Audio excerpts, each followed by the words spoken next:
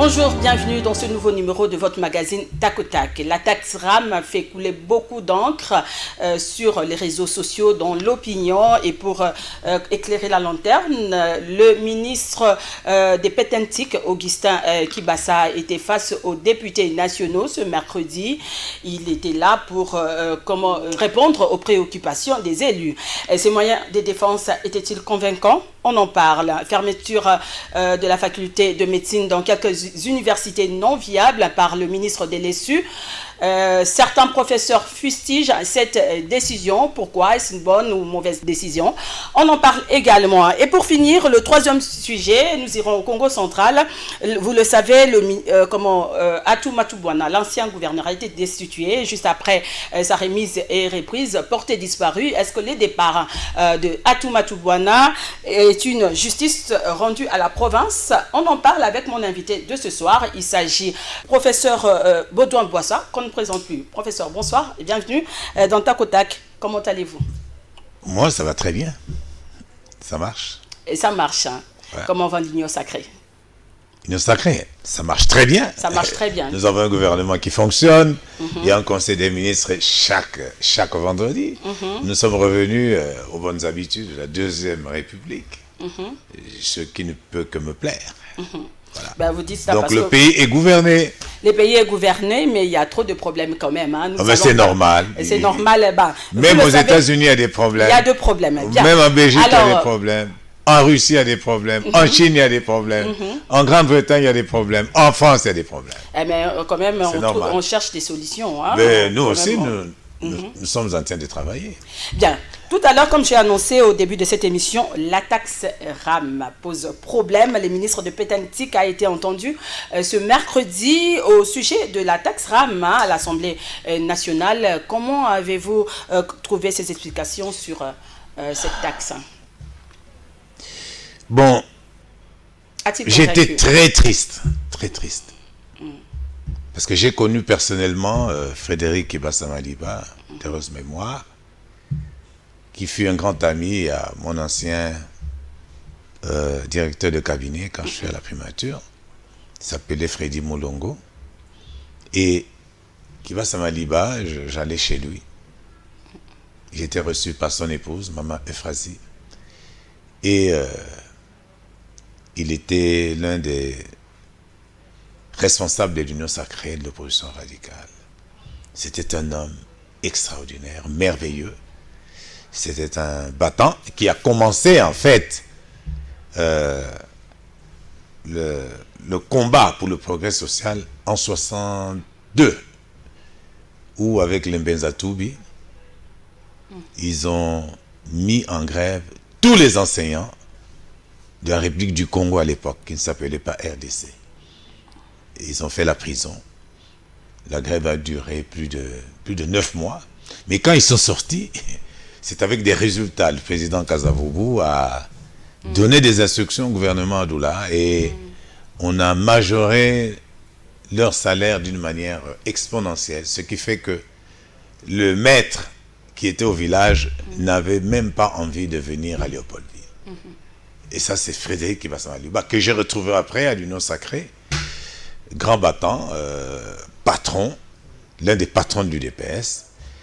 Et quand je vois comment son fils s'est retrouvé hier au Parlement, vraiment j'étais triste et désolé. Bon, je me demande si le président de la République, qui est notre partenaire politique, a suivi ça aussi, s'il a reçu des services le 20 rapport de la déconfiture d'Augustin Kibassa Maliba, qui était incapable de se justifier. Incapable. Cela m'a fait mal. C'est une épine dans le fonctionnement de notre gouvernement. Trop de zones d'ombre, hein, les contradictions. Non, il n'y a pas de zone d'ombre, madame. Madame le directeur général de la Direction générale des recettes administratives et domaniales a déclaré que cette taxe-là n'existe pas dans sa nomenclature. Or, toutes les taxes administratives, l'argent est logé à la DGRAD. Et donc, normalement, le ministre des Finances, le tout-puissant ministre des Finances, un homme très compétent, Nicolas Kazadi Kadimanjouzi, voici de l'argent qui lui échappe, qui lui a échappé jusqu'à présent. Et c'est pas normal. Et alors, Augustin doit expliquer cet argent-là. 25 millions. Non, c'est pas 25, c'est plus que ça. C'est plus que ça. Mais il doit démontrer que c'est plus que ça, mais c'est pas ça. Mais cet argent est logé où? Qui gère cet argent? Non, est logé d'abord où? Et qui gère cet argent? C'est ça. Ça ressemble vraiment de l'escroquerie. Alors, quand lui, il a dit que il était affligé et tout ça, bon, je sais pas. Il était choqué.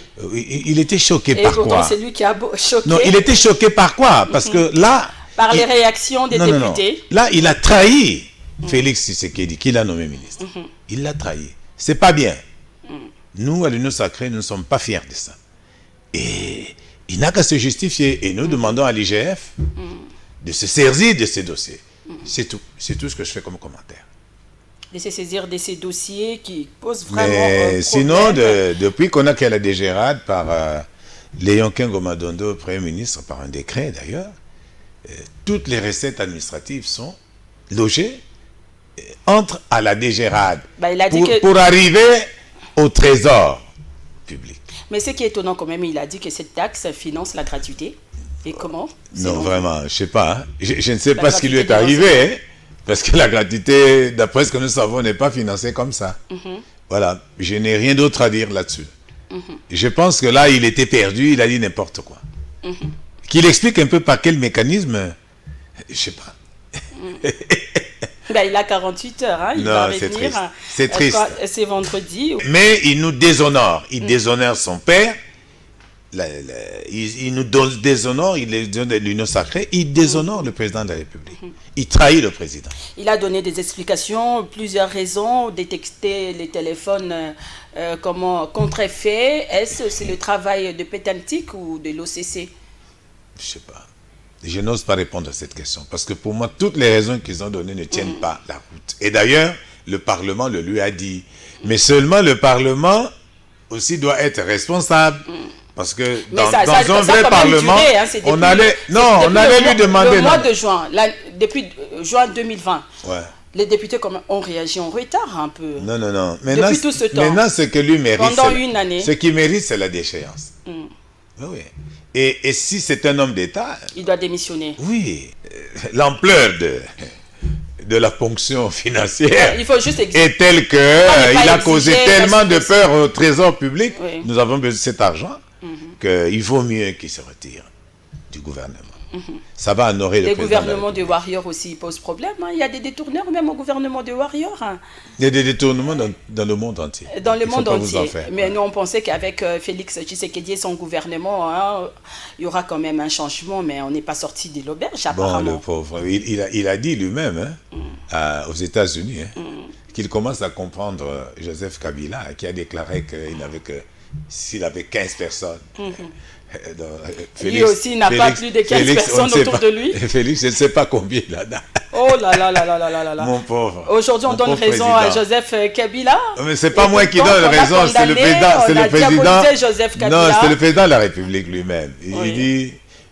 Je crois qu'il a un problème effectivement de collaborateurs efficaces, je crois. Selon vous, est-ce que c'est une question de mentalité? Parce qu'on constate que non, c'est pas vrai. Le monde qui détourne.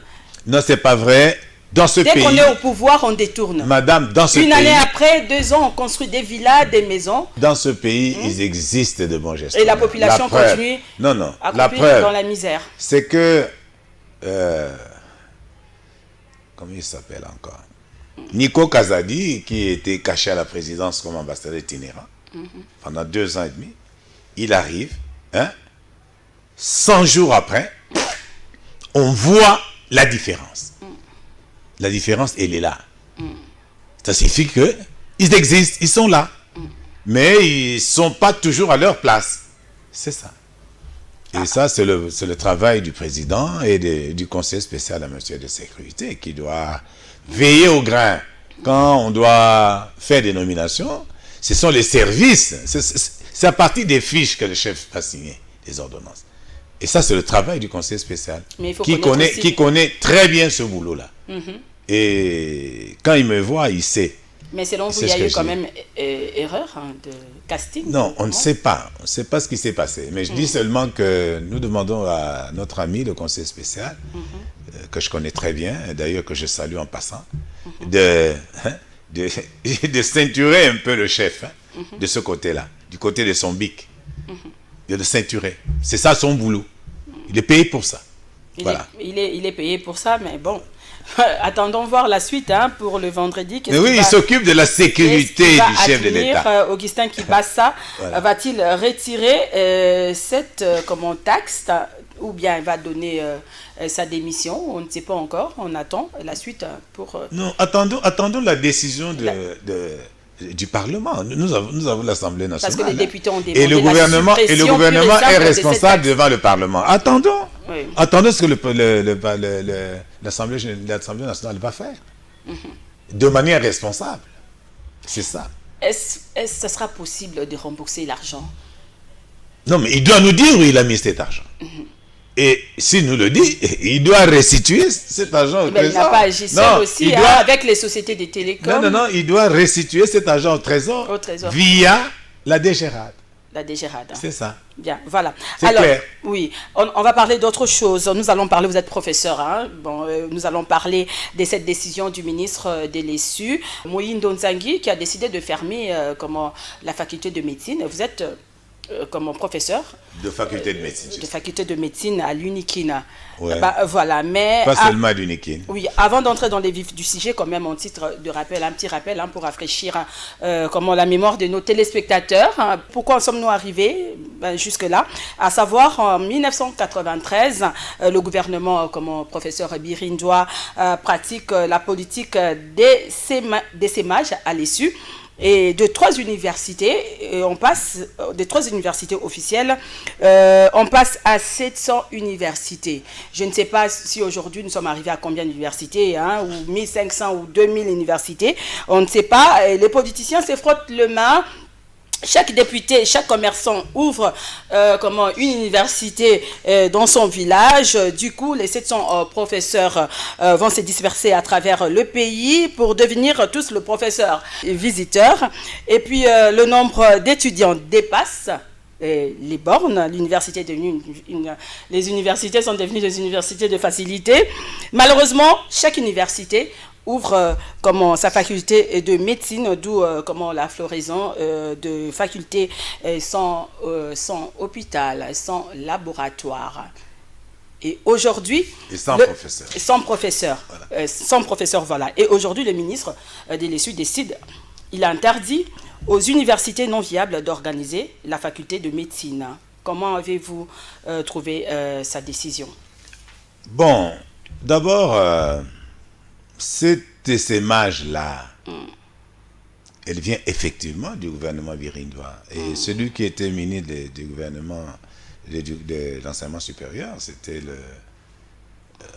le bâtonnier Ndoudi Ndoudi, d'heureuse mémoire.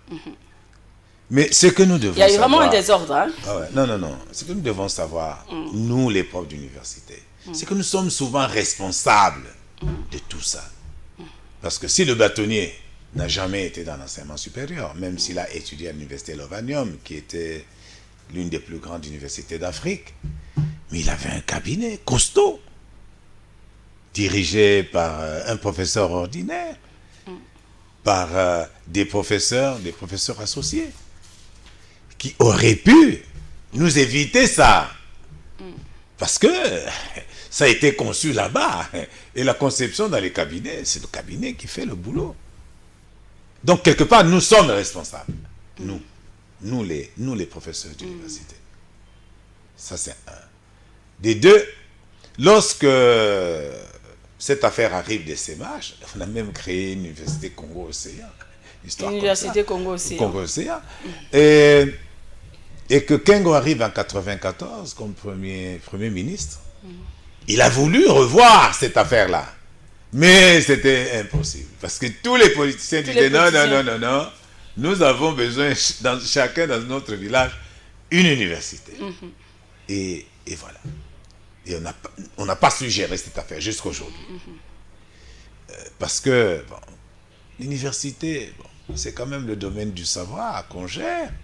Et c'est l'avenir des enfants, c'est l'avenir de nous tous.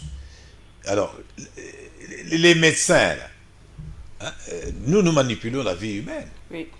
Et on ne peut pas jouer avec ça. On ne peut pas jouer avec ça. Chez nous, à la faculté de médecine de Kinshasa, depuis bientôt 10 ans, nous avons décidé de mettre de l'ordre. À un moment, on s'est retrouvé avec 3000 étudiants en première année. 3000. Et on a diplômé 800 par an. Nous avons dit non, arrêtons ça. Qu'est-ce que nous avons fait? Nous avons fait la requête auprès de notre ministre de l'Enseignement supérieur qui a accepté que nous puissions organiser un concours d'entrée pour que seulement 500 étudiants entrent en première année. Et ça marche. Malheureusement, en dehors de l'UPC, qui organise aussi un concours dans ce sens-là, presque, partout ailleurs, ça a continué. Donc, la qualité de l'enseignement supérieur en médecine a beaucoup baissé. A beaucoup baissé, oui. Et c'est une catastrophe. Moi, je salue la mesure de son Excellence, M. Moïse Moïdo. Je la salue. Je pense qu'il a très bien fait. Très bien.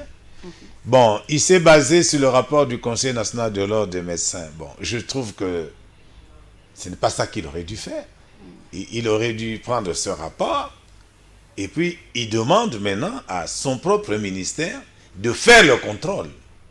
Contrôle académique, contrôle administratif, contrôle de gestion, etc. Et prendre une décision. Mais se fonder sur le rapport du Conseil de l'ordre, le Conseil de l'ordre ne dépend pas du ministère de l'Enseignement supérieur. Le Conseil de l'ordre est auxiliaire du ministère de la Santé publique. Donc là, il y a déjà un problème, même si les résultats qu'ils ont produits sont acceptables, mais au niveau de la procédure, ça ne va pas. Ça, c'est un des deux. Je pense que la décision telle qu'elle a été prise, elle a été prise pour tout le pays, pour tout le pays. Oui, pour tout le Et pays. je pense qu'elle est tellement importante, capitale, même si elle est salutaire, qu'il lui fallu qu'elle passe quand même par la commission interministérielle socioculturelle, et puis elle passe à la commission des lois, et puis elle arrive au conseil des ministres chez le premier ministre. Comme ça, il y a le conseil des ministres présidé par le président de la République qui prend une décision, Donc, ou qui entérine la décision. Il y a eu précipitation dans la prise de décision. Or, je me demande si ça s'est passé comme ça. Et je crois que ça ne s'est pas passé comme ça. C'est passé par les États généraux. Mais les États généraux, ben, c'est un forum. Hein? Les États généraux, ce n'est pas la conférence nationale souveraine dont les décisions étaient dites impératives et opposables à tous immédiatement. Non. Les États généraux font des recommandations au gouvernement, pas seulement au ministre.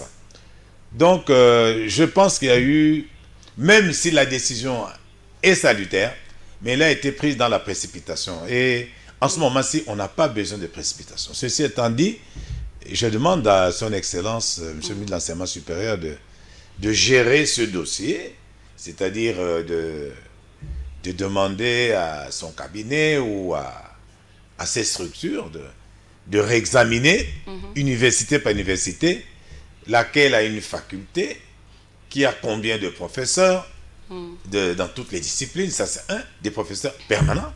Deux, laquelle qui a une clinique universitaire. Il n'y en a pas beaucoup. Il y en a, hein, mais il n'y en a pas beaucoup. Pour les universités officielles, moi je sais que Kinshasa, Lubumbashi, Kisangani, c'est sûr. Pour les privés, je sais que l'UPC a un réseau d'hôpitaux universitaires qu'ils équipent et tout, ils envoient leurs étudiants. Et l'UCC? L'UCC va ouvrir maintenant, donc elle n'est pas concernée. Bon, alors, pour Simon Kimbangu, ils ont un hôpital, Kimbangis, mais je ne sais pas si cet hôpital a les équipements nécessaires pour encadrer des étudiants en médecine. Donc, il y a quand même un problème. À Bukavu, on n'a pas ce problème-là. Au Congo central, l'université Joseph Kasavubu, Joseph Kasavubu, je ne suis pas sûr. Je ne suis pas sûr. Parce que nous avons suivi la déclaration du président de l'Assemblée provinciale, hein, Wemba, qui était contre cette décision. Oui, c'est une décision totalement politique. Et moi, les étudiants se sont plaints aussi. Moi, je n'ai pas ici comme prof d'université. Je ne suis pas... D'abord, quel est le corps professoral de notre université Joseph Kasavu? Il y a combien de professeurs permanents en médecine? Je n'en connais pas. Bon, hein? Professeur permanent, peut-être il y en a ou deux, mais je ne connais pas. C'est tous des visiteurs qui partent de Kinshasa pour aller faire cours. Ça, c'est un. Est-ce qu'il y a un centre hospitalier universitaire à Boma? Je ne suis pas au courant. Et donc, les politiques sont en train de négocier avec le ministère, mais le ministère doit veiller à la protection de ces étudiants et surtout des malades qui vont être soignés par ces médecins-là. Il faut quand même des hôpitaux, des laboratoires, hein, parce que la médecine, c'est pas... Non, vous savez, c'est pas une blague. Les hôpitaux universitaires répondent à des critères, à des normes internationales. C'est ça. Et il faut veiller à ce qu'il en soit ainsi pour que nous ayons des médecins de niveau. Nous avons de bons médecins que nous formons dans plusieurs universités, mais on ne peut pas dire de même de toutes les facultés de médecine. Mais professeur, il n'y a pas que la faculté de médecine. Hein. À l'UNIKIN, vous formez aussi des géologues. Est-ce qu'il y a je ne sais pas, des laboratoires ou comment pour pratiquer et tout ça? Bon, vous savez, il y a une faculté de mines, non? Non, oui, mais nous avons une très bonne faculté de sciences qui s'est démembrée en faculté de pétrole, gaz, géologie, etc. Et nous avons de très grands PhD. Mais qu'est-ce qui deviennent ces étudiants-là? Est-ce qu'ils pratiquent? Mais ils pratiquent, oui. Mais allez au CRGM ici, vous allez voir, les géologues sont là. Et comment c'est possible qu'on n'a pas, des experts? Ils sont là. Non, nous avons des experts. Vous avez suivi mais ils ne sont pas utilisés. Mais vous avez suivi la déclaration du conseiller Bilomba. Non, je ne sais pas de quoi il parle. Je ne sais pas de quoi il parle et je ne sais pas d'où il vient. Par rapport à la raffinerie de l'or. Non, il est totalement... il est à côté de la plaque. Peut-être qu'il a été payé. Peut-être il a été corrompu. Parce que dans ce pays, le président de la République... Le Rwanda, l'expertise... Dans son programme, dans le programme, le programme de Félix, moi j'ai suivi ça à Béatrice, il a dit que nous allons tout faire pour transformer nos matières premières. Oui. Donc, il nous faut des usines de transformation du cobalt, des usines de transformation du cuivre, etc. C'est ça le programme du président de la République. Et puisqu'on n'a pas... Et sachez que nous avons des ingénieurs pour ça, nous avons des géologues pour ça, nous avons tout. C'est la volonté politique. Non, c'est la volonté politique. C'est une décision. Mais regarde ce qui vient de se passer avec les billets d'avion. On a pris une décision politique et puis c'est bon. Maintenant, on est en train de prendre la décision politique qui s'impose pour mettre fin à cette histoire de surgelé. Encore que le poisson est en train de pourrir au lac Tanganyika. Oui, à Kalemi, il y a du poisson. On ne mange pas. Il faut relancer les poissons naissent, grandissent, vieillissent. On ne consomme pas. Il faut relancer la pêche maritime. Avant, il y avait Permaco, Permaza, il y avait des pêcheries sur le lac Tanganyika, etc. Et ça va marcher. Mais avant, ça va marcher. Avant, on ne mangeait pas le piodi, oui, ici, on mange les piodis et pourtant, non, ça va changer. Le fleuve Congo est vraiment riche. Non, le ministre de la Pêche est en train de se battre pour obtenir les fonds pour qu'on aide les Congolais à importer ces affaires-là. Comme ça, l'OCC va nous dire... Mais professeur, c'est bien beau de parler, de promettre, mais jusqu'à quand? C'est pas une promesse, on vous a dit qu'il y a 27 000 tonnes qui vont arriver du gouvernement. Vous verrez, ces produits-là, d'ici moins d'un mois, vont baisser les prix à Kinshasa. Ça, c'est sûr. Le gouvernement a mis à disposition de l'argent pour ça. Attendons voir. Et le ministère du Commerce extérieur est derrière. Nous avons tout chez nous, nous avons tout. Le sol, on dit toujours que la RDC, scandale, un scandale géologique. Nous sommes un scandale géologique, mais on ne voit rien du tout dans les provinces. N'en parlons même pas. Il y a la famine, l'insécurité alimentaire, à Mbujimaï, à l'Équateur, Kisangani. Nous avons de l'or à Kisangani, mais... Madame, Rien ne va. Depuis 80, Rien ne marche. Depuis 80, nous ne faisons que la politique. Commençons à travailler. On va commencer quand? Ça fait Maintenant. déjà 3 ans qu'il est Fachi au Non, pouvoir. non, non. C'est maintenant On qu'on commence à commence. travailler. On va commencer maintenant et depuis tout ça. Madame, on est parti des réserves de 400 millions. On est à 3 milliards en 4 mois, s'il vous plaît. Alors, c'est que quand même le travail commence. Kissa Lumé Banda, c'est ce que le président a dit, après les consultations. Oui. Kissa Lumé Banda. Kissa Lumé Banda. Moi, je crois que ça marche. Et puis, Mais la population ne se retrouve. Et puis avec la taxe encore ajoutée, oui, IGF est en train d'arrêter des malfaiteurs. Non. C'est-à-dire que nous allons veiller à ce que le budget 2022 soit un budget pour le progrès social. Parce que le parti du président, c'est Union pour la démocratie et le progrès social. Mais il avait promis commencer par là, non? Le peuple d'abord. C'est pas... Non, le peuple ne mange pas, le peuple souffre. Non, il est embrouillé dans sa coalition. Le peuple n'a pas un salaire décent, les chômages bas sont plats. Je ne sais pas comment. Non, il est embrouillé dans son histoire de FCCK. Mais il est toujours embrouillé, apparemment. Non, là, il n'est pas embrouillé. Rien ne va toujours. Non, il n'est pas embrouillé. Maintenant, il est seul à bord. Nous avons un gouvernement. Nous avons un parlement sacré. Où nous détectons maintenant les détourneurs. Alors. Dans les gouvernements, même des warriors. Des warriors détourneurs. Les cours des tribunaux ont été nettoyés. Et l'armée est en train de se... Rapidement, pardon. Oui, le gouverneur du Congo central comment a été destitué. Il est maintenant porté disparu après sa remise et reprise avec Justin Luemba. Pensez-vous que le départ d'Atou Matou Bwana à la tête de la province est une justice rendue à la province? Mais madame, je remercie personnellement le président de la République d'avoir ordonné au vice-premier ministre de l'Intérieur d'exécuter la décision de la Cour constitutionnelle. Une décision qui a été prise depuis plus d'1 an. Et notre province, depuis le début, n'a pas fonctionné. À cause de la voyouterie à la tête d'une province, de la 3e province contributrice en recettes du pays. C'est grave. Et vraiment ça, moi je lance une fleur au président de la République.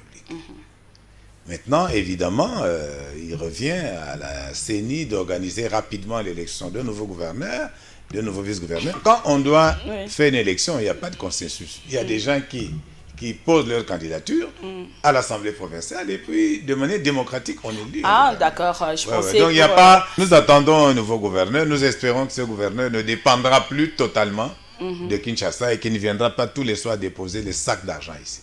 Bien. Alors, Raymond, dès la fin, on nous signale déjà que nous sommes arrivés à la fin. 30 minutes, ce n'est pas beaucoup pour parler. Est-ce que vous avez un message? Le message, bon, moi, je souhaiterais que notre ami Augustin Kibasa-Maliba c'est ça l'actualité d'ailleurs. Nous fasse l'honneur de rendre le tablier. Parce que ça n'a pas marché. Ça, c'est un. Je salue la décision de notre ministre de l'Enseignement supérieur sur les facultés de médecine.